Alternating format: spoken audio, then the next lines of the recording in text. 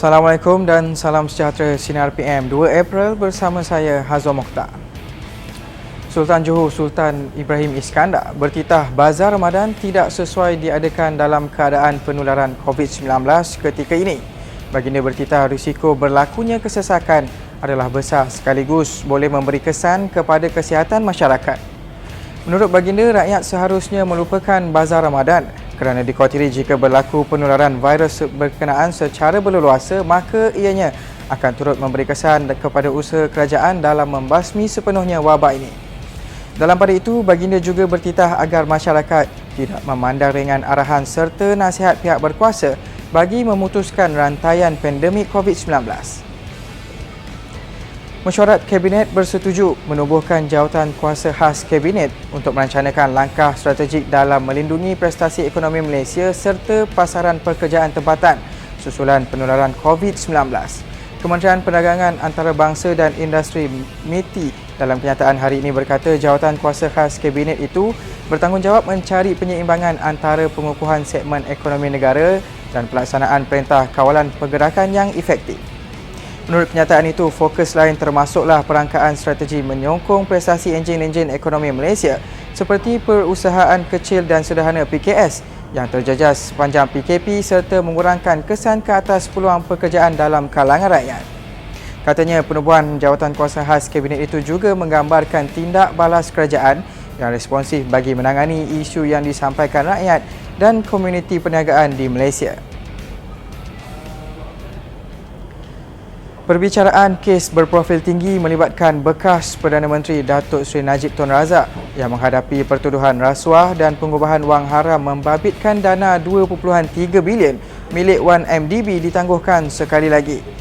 Timbalan Pendakwa Raya Ahmad Akram Garib berkata perbicaraan itu yang sepatutnya didengar di hadapan Hakim Mahkamah Tinggi Colin Lawrence Sikurah ditangguhkan ke 15 April berikutan pelanjutan pelaksanaan Perintah Kawalan Pergerakan.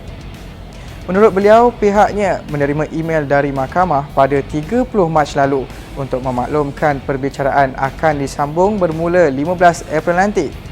Datuk Seri Najib Tun Razak berdepan 4 pertuduhan iaitu menggunakan kedudukan beliau untuk memperoleh suapan berjumlah 2.3 bilion dana 1MDB dan 21 pertuduhan pengubahan wang haram membabitkan jumlah yang sama. Menteri Kesihatan Israel, Yaakov Litzman dan isterinya disahkan positif COVID-19 dan akan dikuarantin. Memetik sebuah portal tempatan selaras dengan cadangan pihak perubatan, menteri itu akan terus menjalankan tugasnya dari rumah. Menurut Kementerian Kesihatan, jumlah kes COVID-19 di Israel sehingga kini adalah sebanyak 6,092 kes dengan 26 kematian. Terdahulu, Pertubuhan Kesihatan Sedunia WHO pada 11 Mac lalu mengisytiharkan wabak itu sebagai pandemik. Kita beralih ke berita sukan. Pemain sayap Chelsea William Borges sedia menempuh cabaran baharu sekiranya khidmatnya tidak lagi diperlukan di Stamford Bridge musim depan. Pemain kelahiran Brazil berusia 31 tahun itu kini dikaitkan dengan perpindahan ke pasukan baru menjelang kontraknya yang akan tamat pada penghujung musim ini. Malah media Itali turut mengaitkan pemain berkenaan dengan perpindahan ke gergasi Serie A Juventus berikutan bekas pengendali Chelsea Maurizio Sarri juga berada di sana.